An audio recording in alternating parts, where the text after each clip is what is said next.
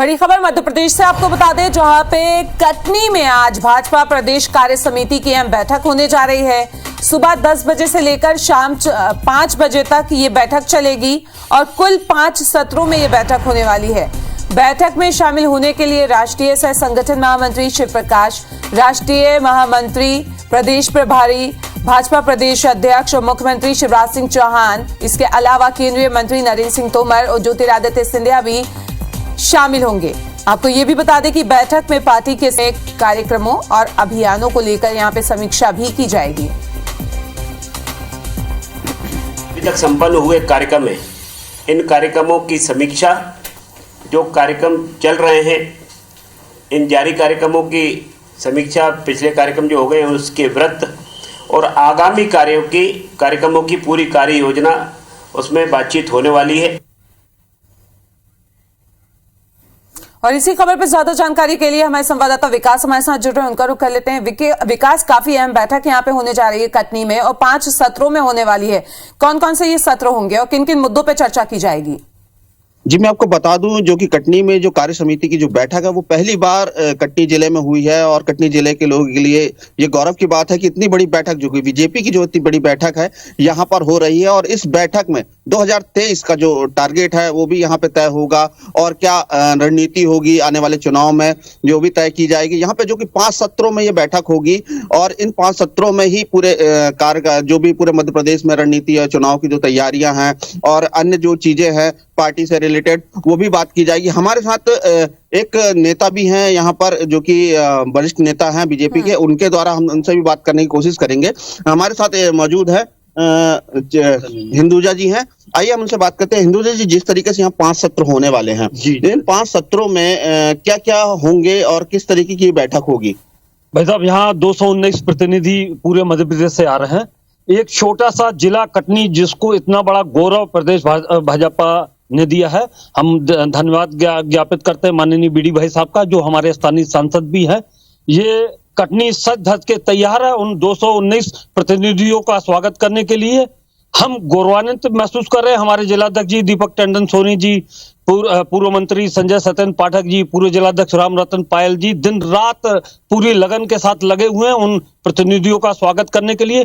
5 सत्र में जो भी कार्यक्रम होगा वो तो अंदर की बात है, बाहर की व्यवस्था है, भोजन व्यवस्था, यातायात व्यवस्था, आवास व्यवस्था में सब हमारे कार्यकर्ता दिन रात लगे हुए हैं, बगैर नींद किए हुए लगे हुए हैं कि हम अपने शहर का नाम पूरे मध्य प्रदेश में फैलाएं। जिस तरीके चेतन जी, यहाँ पे 5 सत्र का जो चुनाव बैठक होगी, यहाँ पर 5 सत्रों में क्या क्या चीजें रखी गई, शुरुआती तौर पर क्या होगा? भाई साहब, उद्घाटन सत्र होगा जिसमें माननीय सीएम साहब भी आएंगे। इसके बाद संगठन की चर्चा होगी 4 सत्रों में। अच्छा, और उसके अलावा और किन किन मुद्दों पर चर्चा की जाएगी, ऐसा कुछ आपको पता हो तो? देखिए, हम व्यवस्थाओं के प्रभारी हैं। अंदर की बात जो है माननीय बीडी भाई साहब जी और संगठन के जो हमारे वरिष्ठ लोग आ रहे हैं उनके बीच की बात है। हम उन चीजों में गए नहीं हैं, व्यवस्थाओं में हम लोग लगे हुए हैं। जिस तरीके से आप जिला महामंत्री हैं, यहाँ पर आप पूरी व्यवस्थाएं देख रहे हैं, कौन कौन आने की संभावना है यहाँ पर? कौन कौन केंद्रीय मंत्री भी यहाँ पर मौजूद होंगे क्या? केंद्रीय मंत्री ज्योतिरादित्य सिंधिया जी भी आएंगे, कुलस्ते जी भी आएंगे और अपने कृषि मंत्री जी भी आ रहे हैं, केंद्रीय कृषि मंत्री जी भी आ रहे हैं। स्थानीय प्रदेश स्तर पे माननीय बीडी भाई साहब का आगमन हो चुका है। प्रदेश महामंत्री भगवान दास सबनानी जी भी हमारे आ चुके हैं। पूरी व्यवस्था अरिंदम होटल, TGS होटल में हम लोगों ने की है और हमारा कार्यकर्ता बिल्कुल लगा हुआ है। जिस तरीके से यहाँ पे पूर्व मंत्री संजय सत्यन पाठक भी लगे हुए हैं लगातार और उनके द्वारा यहाँ पर पूरी तैयारी की गई है, उनका क्या अहम रोल रहेगा? दूसरे शब्दों में मैं अगर कहूँ कि ये पूरी व्यवस्था संजय सत्यन पाठक जी के कंधों पे है और चाक चौबंद व्यवस्था है। वो दिन रात लगे हुए हैं, पूरे अपने मनोभाव से लगे हुए हैं और उनके नेतृत्व में ही कार्यकर्ता अपने जमीनी स्तर पे काम कर रहे हैं। जी, देखिए, अब हमारे साथ जिले के महामंत्री भी थे, मौजूद थे, उन्होंने पूरी जानकारी दी है। यहाँ पर किस तरीके से जो बैठक होगी 5 सत्रों में, पहले उद्घाटन सत्र होगा, फिर उसके बाद एक बैठक होगी और उस बैठक में, जो कि वो देखा जाए तो गोपनीय होती है, वहां पर लोकल कोई भी बंदा नहीं जा सकता। जिस लिस्ट में करीबन 200 लोग, जो कि करीबन महामंत्री और मंत्री, इसके अलावा केंद्रीय मंत्री भी और ज्योतिरादित्य सिंधिया, ऐसे कई दिग्गज नेता भी इस बैठक में शामिल होंगे। बिल्कुल, तो कह सकते हैं कि आगामी चुनाव के लिहाज से भी काफी अहम बैठक ये मानी जा रही है। इस तमाम जानकारी के लिए आपका बहुत बहुत शुक्रिया विकास। तो जनसेवा अभियान कार्यक्रम में शिरकत करने मुख्यमंत्री शिवराज सिंह चौहान, केंद्रीय मंत्री ज्योतिरादित्य सिंधिया और मध्य प्रदेश की मंत्री यशोदा राजे सिंधिया शिवपुरी पहुंचे। कार्यक्रम स्थल पर पहुंचने से पहले तीनों नेता माधव राष्ट्रीय उद्यान पहुंचे और उन्होंने वहां माधव नेशनल पार्क के अधिकारियों के साथ ही जिला प्रशासन से आगामी महीने में 3 बाघ लाने की योजना पर चर्चा भी की। वहीं जनसेवा कार्यक्रम स्थल पहुंचने पर सीएम शिवराज सिंह चौहान ने मंच से नगर पालिका सीएमओ शैलेश अवस्थी को शिकायत मिलने पर सस्पेंड भी कर दिया। इसके बाद उन्होंने फूड अधिकारी नरेश माझी को भी सस्पेंड कर दिया।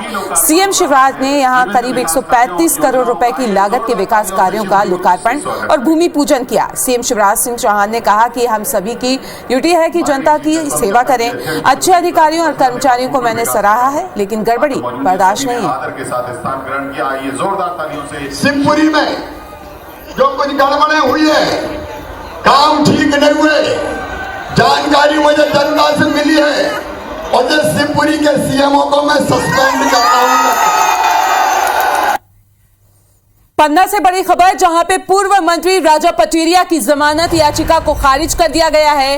पवई एडीजे कोर्ट से राजा पटेरिया को जमानत नहीं मिली है।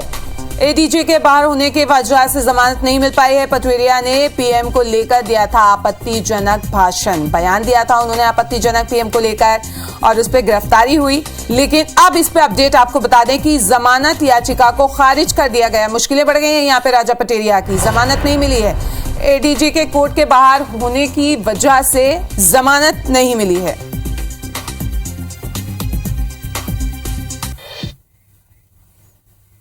और ज्यादा जानकारी के लिए हमारे संवाददाता अमित हमारे साथ जुड़ रहे हैं, उनका रुख कर लेते हैं।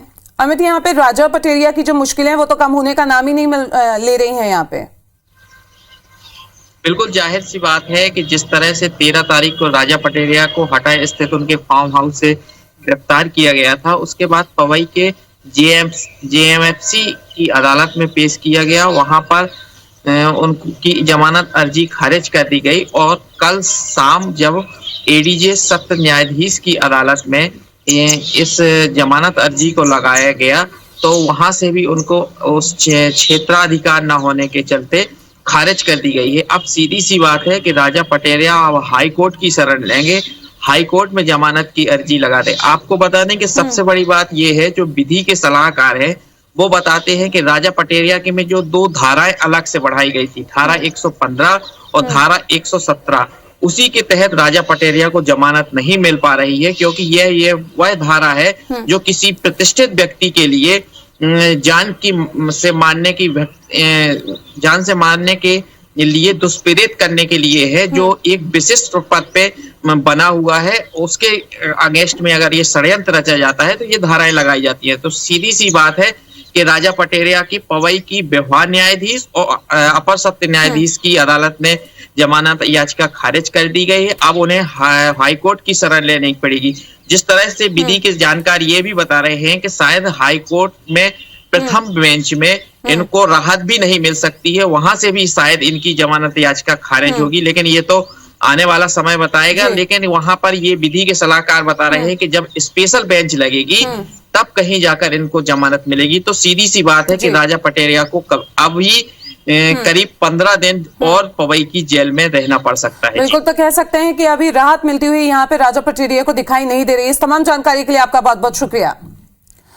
तो इधर सीधी से खबर, जहां पे पंडाल लगाकर धर्मांतरण करने का मामला सामने आया। इस पूरे मामले पे अब खुलासा हुआ है। सूचना मिलने पर ग्रामीणों ने हंगामा कर दिया। मौके पर पहुंची पुलिस ने 4 आरोपियों को गिरफ्तार कर लिया है। बता दें कि 150 से ज्यादा लोगों का यहां पे धर्म परिवर्तन कराया जा रहा था। धर्म परिवर्तन के दस्तावेज भी बरामद हुए हैं। बहरी थाना क्षेत्र के नगझर गांव का ये पूरा मामला है। तो वहीं दमोह के बहुचर्चित और हाई प्रोफाइल धर्मांतरण मामले में राष्ट्रीय बाल अधिकार संरक्षण आयोग ने दमोह कलेक्टर को समन भेजा है।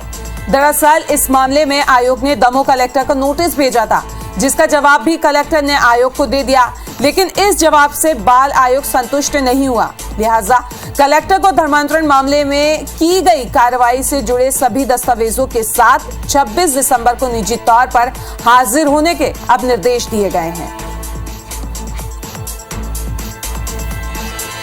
तो ये दो तस्वीरें आप अपनी टीवी स्क्रीन पर देख रहे हैं। सीडीओ दमोह की ये तस्वीरें हैं जहां पे पंडाल लगा के धर्म परिवर्तन कराया जा रहा था और लोग जब वहां पे पहुंचे, ग्रामीण पहुंचे, तो उन्होंने हंगामा किया। उसके बाद 4 लोगों की इसमें गिरफ्तारी हुई। वहीं दमोह की ये तस्वीरें जहां पे एक्शन में नजर आ रहे हैं। कलेक्टर से जवाब मांगा गया था, उन्होंने जवाब भी दिया, लेकिन जो जवाब दिया उससे वो संतुष्ट नहीं हुए तो कलेक्टर को नोटिस जारी कर दिया है। तो वहीं दतिया के अरबिया मदरसे में हिंदू बच्चों के पढ़ने का मामला अब सुर्खियों में है। राष्ट्रीय बाल आयोग के पंजीयक के कलेक्टर दतिया संजय कुमार को एक पत्र के बाद ये मामला सामने आया है। बता दें कि अरबिया मदरसे में विद्यालय की कुल छात्र संख्या के आधे से अधिक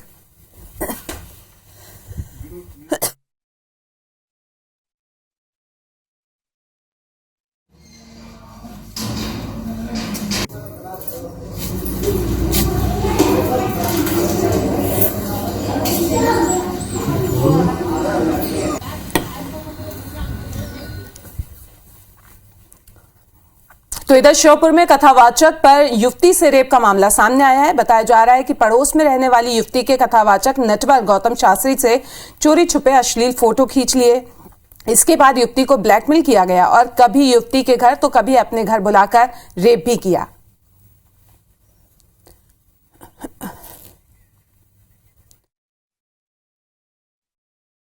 आरोपी नटवर गौतम, पिताजी का नाम है राधेश्याम गौतम, ये पड़ोसी ही है और उसको डरा धमका कर उस बालिका को 2 बार बुलाकर उसके साथ गलत काम किया गया है। उसकी रिपोर्ट पर आज थाना कोतवाली में अपराध पंजीबद्ध किया गया है और 2 पार्टियां हमने आरोपी को गिरफ्तार करने के लिए भेजी गई हैं।